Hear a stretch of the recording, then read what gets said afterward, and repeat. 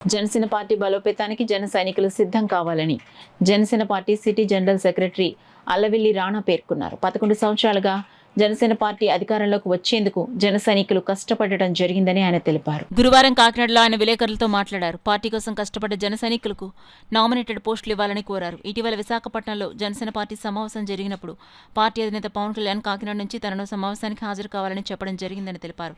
పార్టీలో నాయకులు కార్యకర్తల మధ్య విభేదాలొస్తే పార్టీకి నష్టమని పేర్కొన్నారు. అందరూ కలిసికట్టుగా రాబోయే స్థానిక సంస్థ ఎన్నికల్లో జనసేన పార్టీ జెండాలు ఎగురవేయాలని పిలుపునిచ్చారు. ఈ కార్యక్రమంలో ఇన్న కోటి సత్యనారాయణ, కర్ణం దుర్గాప్రసాద్, అమలకంటి స్వామి, బుద్దాల సురేష్ తదితరులు పాల్గొన్నారు. తీసుకెళ్లిన ప్రతి ఒక్కరిని కూడా, అందులో ముఖ్యంగా దారపు సురేష్ అనే మహిళని స్టేజ్ ఎక్కి మాట్లాడించారు. భాస్కర్ని కావచ్చు, నా స్నేహితులు మొదటి నుంచి కష్టపడిన అందరికీ ఆ రోజు గుర్తింపు దక్కింది. అలాగే మనందరికీ ఒక రోజు వస్తుంది. రానున్న ఎన్నికల్లో మనందరం ఇవేమి మనసులోంచి అన్ని తీసేసి చాలా గట్టిగా కష్టపడాలని కోరుకుంటున్నాను. మనకేమైనా మనస్పర్ధలు ఉంటే మనందరం కూర్చుని సానుకూలంగా స్పందించి మన ప్రెసిడెంట్ గారి ఇంకొకరు కానీ కలిసి మనం కష్టాలు చెప్పుకొని మనందరం ముందుకెళ్దాం.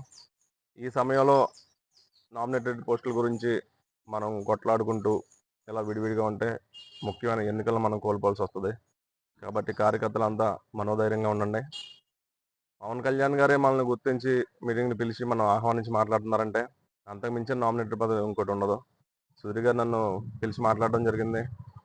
నామినేటెడ్ పదవి కావాలా, కార్పొరేటర్ కావాలంటే నేను 11 సంవత్సరాల నుంచి పార్టీ పెట్టిన నుంచి కష్టపడింది కార్పొరేషన్ కోసమే. ఈ నామినేటెడ్ పదవులు 2 ఏళ్ళు ఉంటాయి, 3 ఏళ్ళు పోతాయి. కార్పొరేషన్ కోసమే నేను పోరాడుతున్నానని చెప్పి ఆయనకి చెప్పడం జరిగింది. ఆయన కూడా కూటమిలో ఖచ్చితంగా మన స్థానం సంపాదించుకుని కార్పొరేటర్ పదవి ఇప్పిస్తానని మాట ఇచ్చారు. దానికోసం నేను చాలా సంతోషంగా ఉన్నాను. కాబట్టి మిగతా కార్యకర్తలందరూ కూడా నేను చెప్పేది ఒకటే, మన కష్టానికైతే ఖచ్చితంగా ప్రతిఫలం ఉంటుంది. ఈ సమయంలో మనం ఏ దారి ఆ దారి విడిపోయి మనం కనుక విడిపోతే ఖచ్చితంగా మనకే నష్టం, ప్రత్యర్థిని గెలిపించినట్టు అవుతుంది. కాబట్టి అటువంటి ఏమన్నా ఉంటే మనందరం సామరస్యంగా కూర్చొని మాట్లాడుకుందాం. సోమవారం ఒక మీటింగ్ ప్లాన్ చేస్తున్నాను. దానికి పెద్దలు నాయకత్వం వహిస్తారు. త్వరలోనే వాళ్ళ పేర్లు కూడా నేను మీకు మెన్షన్ చేస్తాను.